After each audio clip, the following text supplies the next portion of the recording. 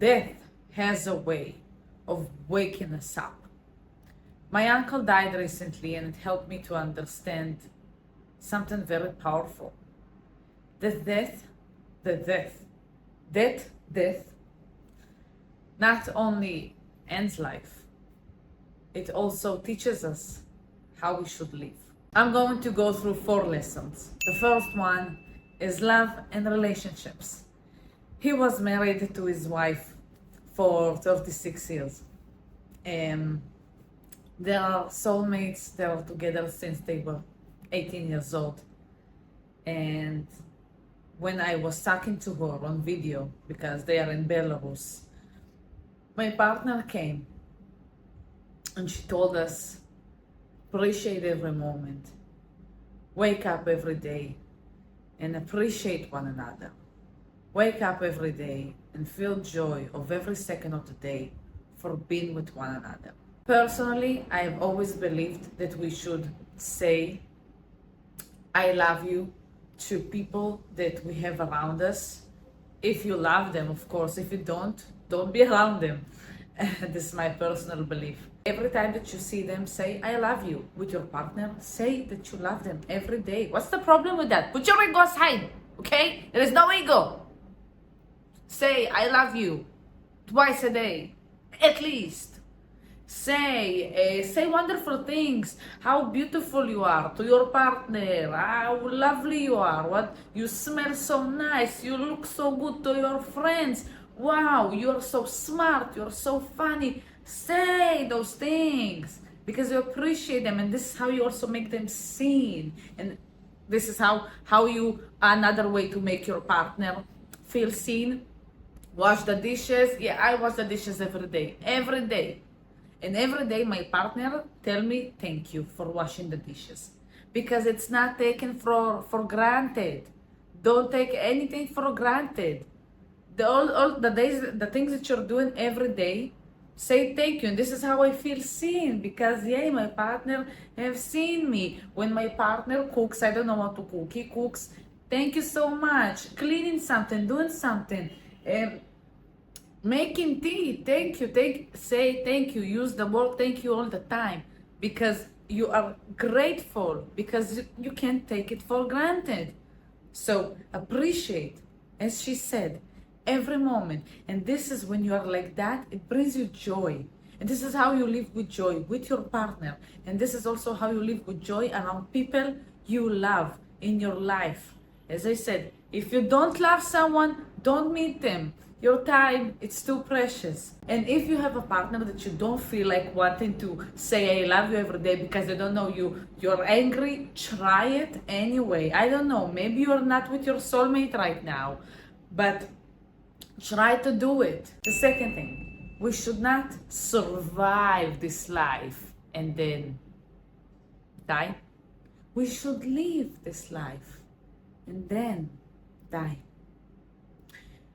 I reflected on how my uncle was living. He is living in Belarus. There is a dictator. Horrible life in Belarus, okay? He died 2 days before his 54th birthday. And for all of these years, he knew only how to survive. He was living the life that telling us we should all live. Go study something. He was in the Belarus army, and he just lived like that for years. Same for his wife. And you don't live, you survive, you live the same day every day. And then he got sick, very sick, and died. And I was sitting and thinking to myself, there is no way that this is why we are in this world. That this is why we are different than animals and have a conscience. No way. And even animals don't live in survival mode 24/7. Because watching the news makes you feel in survival mode. Being on social media and seeing horrible things, letting the outside world decide what is going to impact you in the outside world. What is interesting for us? Oh, horrifying stories. So we are in survival mode. We are in this rat race. While we are in the race, who's running? someone who's surviving, right? Animals, this is why they run, when they need to eat something to survive and they need to hunt, or they run to not be hunted, right? When we just like that on a vacation twice a year, no. Objection. And I thought to myself, like, it was a proof to me that we should not live like that. Never.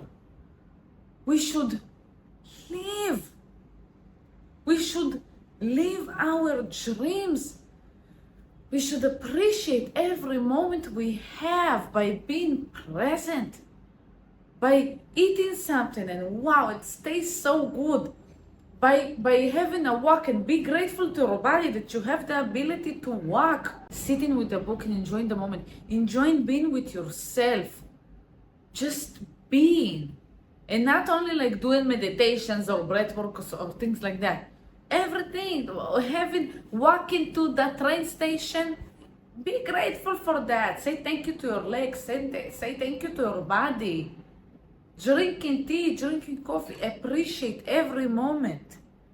Live. This from here, live. I'm not, because in our society, living, it's on vacation on an island. No, live every day as it is. This is living, because we take it for granted the day we have. So instead of appreciating every moment, we are in a survival mode every moment. And we are escaping from ourselves every moment. Who gives a shit about what's going on here and what's going on there? This is what people think about before they go away, about what they've seen on the news, about what they are running from. No. We want to live. We should live. I don't want. It made me think that I don't want to be in a places that brings me an anxiety. I don't want to be around people who make me feel unseen. If I'm going to meet with someone who doesn't see me, who are being around them make me feel bad, who I need to shrink myself, I'm not appreciating my time on this earth at all. It's my ego who's going. It's the being polite who's making me go. The what people will think about me. Who gives a shit?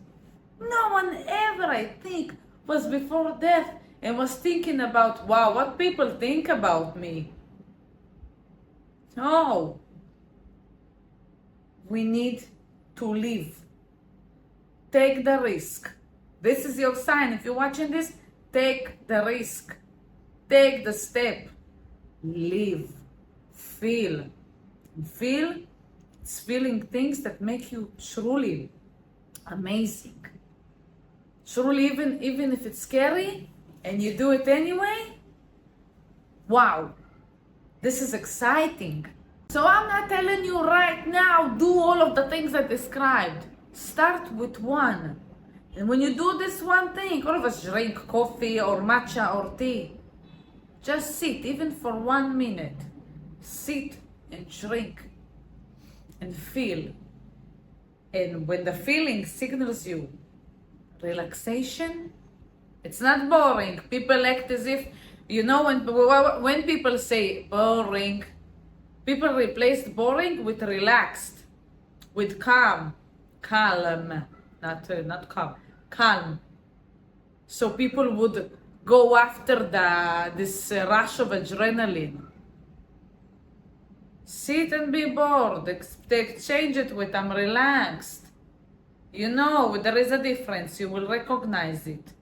Sit, and when you feel relaxed, enjoy it. This is the true meaning of life. Being in the moment, feeling relaxed, feeling joy, feeling appreciation for every second that we have on this planet. The fantasy of changing other people, it's a fantasy. I can't change you. The only way I can make you change is if you want to change and you are searching for people who will help you do it, who will show you how. But if you want to do it, no matter what I will say, what millions of people will say, you will think the same thing. And why do I say that? My uncle, when he started to feel sick, he decided to go to a fortune teller, the ones who tell you the future. In the past, before he had children, he went to a fortune teller. She told him that he will have boy and a girl. That's what happened, and since then he believes. That's it. He believes that the fortune teller knows for sure his destiny. So he went to the fortune teller, and she told him that his destiny is death. The only thing that can save him is this holy water. Because he believes it, he bought the holy water, drank it, and said, yay, that's it, I'm cured. Nah, the pain started to get worse. And if all of his belief was on this bottle of water, and this holy bottle of water didn't save him, so no one and nothing on this planet will save him from his point of view. This is why you go to a fortune teller. Like, we don't know why he went. Okay, we don't know what was the reason.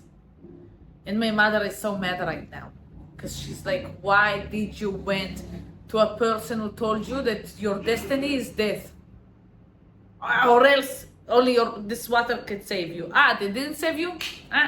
Okay, it is what it is. So he believed that, and everything started to get worse. And no matter what, we told him, I said, you know what, go out to be in the sun, because it's Belarus. Belarus, the doctors don't give a shit. Don't give a shit about you. Nothing. So, and my mom told him, like, she will pay for private doctors, but they don't have private doctors in Belarus. And for 2 months, he was on a wheelchair because he couldn't walk. He barely could see. He had this thing going out of his head because he had a tumor in his head, obviously. And for 2 months, they didn't give them anything.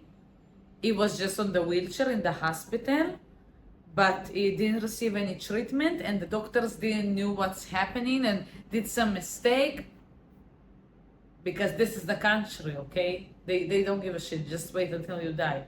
So I immediately told my mom, because I understood, listen, okay, so if you don't have, the doctors would not give a shit about you, go out to the sun, eat only whole foods. I started to say all of the things my mom told his wife and his kids.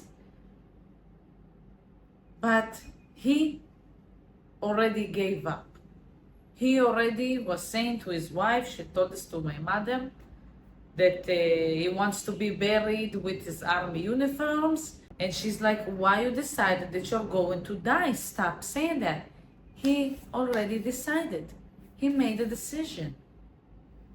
And no matter what we would say to him, and what all the people around him would say, and what his wife would say, he already made a decision. He gave the responsibility on his life to a fortune teller that he doesn't know. And what she said, for him, it's true. No matter what he will do. This is why when they called my mom on video and told this to her, it wasn't like, I'm going to fight it, I'm going to fight the cancer. No, just was sitting there and crying, and it is what it is. And we were all like, oh my God, he needs to do this and that. How can we help? He didn't want any of that. He just decided. And this make me understand that when people make a decision, they make a decision.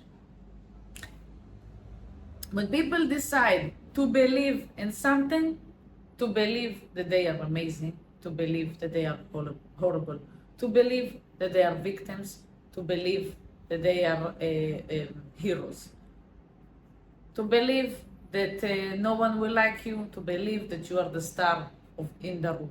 I can't change other people. I can have an impact only if they want to have an impact. That's it. Don't think that you can change him. If this is the decision he made, you can't. Because so many times we have this hope or a fantasy that people will change. Maybe our family members, maybe people that we want to stay in a connection with them. And if the people don't change, we believe that we are responsible and maybe we should change and maybe we should do something. This is at least in my people pleaser's mind. And that helped me to understand that no matter what you will do and how much you would want this change to happen, if the person doesn't want to change, if a person made this decision, it is what it is. And you are never responsible on how other people behave. Because the belief of I can change people, it comes with I'm responsible on how people are acting. But the moment that you understand that you don't have any responsibility on how other people behave and what they think and what they do, it frees you, even if they are hurting themselves. Unfortunately, in this case, it's horrible. We've tried, and we didn't even know that he went to this fortune teller. But this is why we didn't know. And also when he went, he didn't tell, he didn't like ask his wife what should he do. He went, heard this, and then came back home and told his wife that this is what he heard. You are not responsible on the change that other people must make in your opinion. In my uncle's opinion, he did everything great. He did everything like he thought it was right. Unfortunately, we don't agree with that, and it's too late. And from this story with the fortune teller, I will take you also to the third understanding. It's that the power of the belief. You may be heard about placebo, and there is the opposite of placebo, that there is nocebo. Placebo is that with the power of the belief, your body can change. There are people who healed because they believe that there is something that they can take, something they can do, and it would heal them even from a horrible cancer. So there was a treatment that can heal them, while this treatment was sugar, but they didn't knew about that. So they truly believed, and their body healed.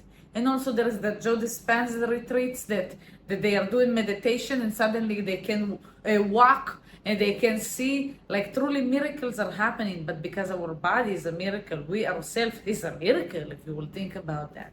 And nocebo is the opposite of it. That I've heard that there are people who died when they heard that they have a disease. They didn't die because of the disease. After 2 months of them being in this hospital, the hospital said, you know what, go to another hospital far away. He couldn't walk and see, so for somehow his wife's sister, who she's a nurse and is also wife, she's also a nurse, helped them to find a place in a hospital, and they let them in finally after 2 months.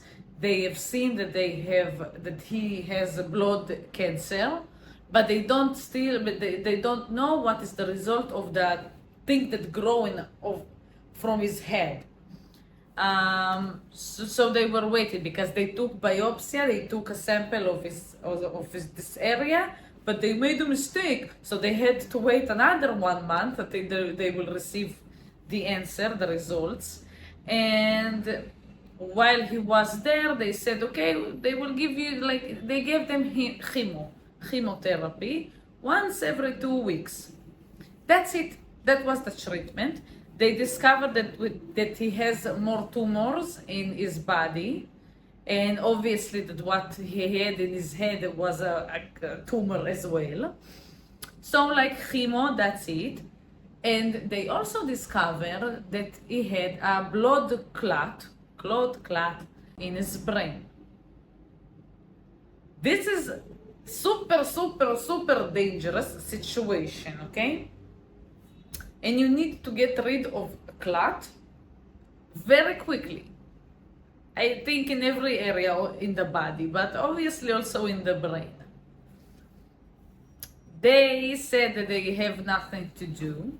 There are treatments besides having a surgery. I read about it.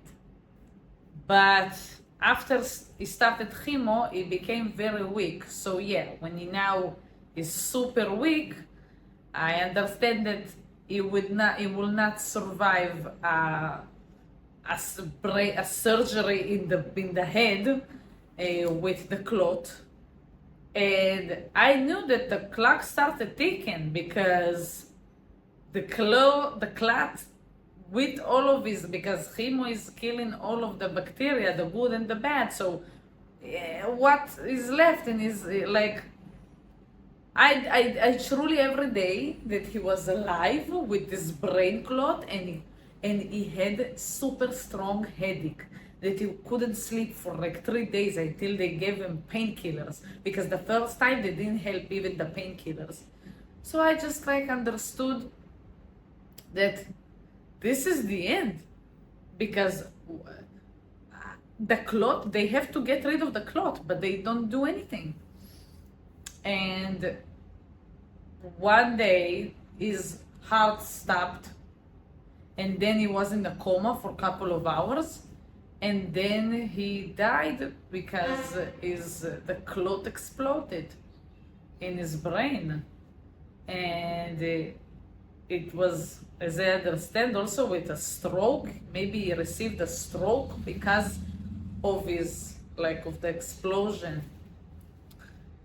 So eventually, he even didn't die from the cancer. And that's how a belief is powerful. A belief can save you, or in this case, can kill you. And it's still sad. People don't understand how powerful our beliefs are. People don't know what are their core beliefs. We think that we know everything, while our subconscious mind is in control with 95%. And it's subconscious, we're not aware of what's happening, what's really happening. The 5% we are aware, we know to walk and say, yeah, we know everything already. No, we don't. And this is what prevents you from walking on this path of discovering all of these painful beliefs that you have. And all of us have some painful and false beliefs. I wish one beliefs. Our beliefs dictate our future. We must go on this journey to discover our deepest beliefs. Yes, it will take time. Yes, it maybe will be painful, but maybe 100% it's going to be painful. But when you will discover a bad belief, it's a bad belief that it's not there because it wanted to hurt you. This was what helped you to survive when you were at that period of time, when you were a child or sometimes. And all of our beliefs are since we were kids. We created all of our beliefs when we were kids, and we live by them forever, or else we will change them. When we were kids, we created all of the beliefs by taking the beliefs that people who are already grown-ups have. We didn't have a toolkit. So we must change all of our beliefs, because thinking that you're not enough, thinking that you are bad, thinking that you are stupid, this is not your true beliefs. These beliefs are created by how you interpreted the situation, by maybe how someone else who has low confidence, who is insecure or lives from his ego, told you something and you took on yourself and you believed him because you didn't know anything else. As I said, you don't have the toolkit. And beliefs has power for the good and for the bad. So if you want to live, like, you can know from your physical life if something is repeating itself, something that you don't want to repeat repeating itself, there is a belief there. There is something in me. Why I'm attracted to it, why it's always happening to me. There is something that you must change to start to put your focus on new things, to start to believe in a new thing and search for proofs in the reality. Because if you will believe in something bad, if you will give the responsibility of all of your beliefs to be based on other people and not from your true self, you're screwed. Not only, like, I'm not saying that you will screwed like my uncle, but given the responsibility of my belief system to be based on other people's belief, taking other people's belief and put it on myself, will hurt me no matter what, because it's not mine. Create the most wonderful beliefs about yourself. Take the responsibility. I'm responsible. I have the power. I know. Say amazing things to yourself every day. Create your own affirmations. Write it, read it, until you will believe it. The repeat will make you believe it. And you must repeat it. Because there is 20, 30 years that you were believing in one horrible thing, and now for a week you start to read a new thing. It will not change it. It will take a while, but be consistent. Because I believe in this scenario, this belief made him give up on his life. Give up on being responsible of his life. He gave up his power. And we couldn't do anything about it. From his point of view, even he couldn't do anything about it. Well, this is his body. This is his life. And he gave the responsibility to someone else. And believed that there is nothing that can save him. And eventually, he was waiting to die. And eventually, the cancer even didn't kill him. This is, I think, the most powerful thing in our life. To understand that belief, core beliefs, and as I said, life is the mirror of your beliefs. It mirrors to you. This is so powerful, and it can change, and it will change, and it can change your life for the better or for the worse. My uncle's death reminded me that we don't get forever. We only get now. We maybe live as if we have forever. That's why we take for granted. But it's false. The death reminds you that you only have the present. This is what truly and always exists. The future doesn't exist. The past doesn't exist. Present. It's the only thing we have. Appreciate the people you love. Be around people you love and make you feel loved, seen, appreciated. Live your life. Take the chance. Do the thing that all of the people tell you not to do, but something in you tells you that it's the right thing for you. Do it. Live for yourself. Live from yourself. Take the responsibility in your life. Appreciate every moment. Believe in wonderful things. Believe that life is a magical thing, because you are magical. Take the responsibility on changing yourself. This is the only thing that you can be responsible on. Let go of the people who may think bad things about you. It doesn't matter, it's their choice. You can't change it. What you can change is that you can think wonderful about yourself. So think wonderful about yourself. Believe wonderful things about yourself. And remember, death, it's the end of a life. But it also can awaken the way we live ours. So go and live your best life. Take this as a sign for you. Don't wait. You have only now. I hope that I helped you today in some way. It will help me a lot if you will subscribe and like and share in the comments and share with other people to help all of the people in this world and to change the world for, in my opinion, for the better.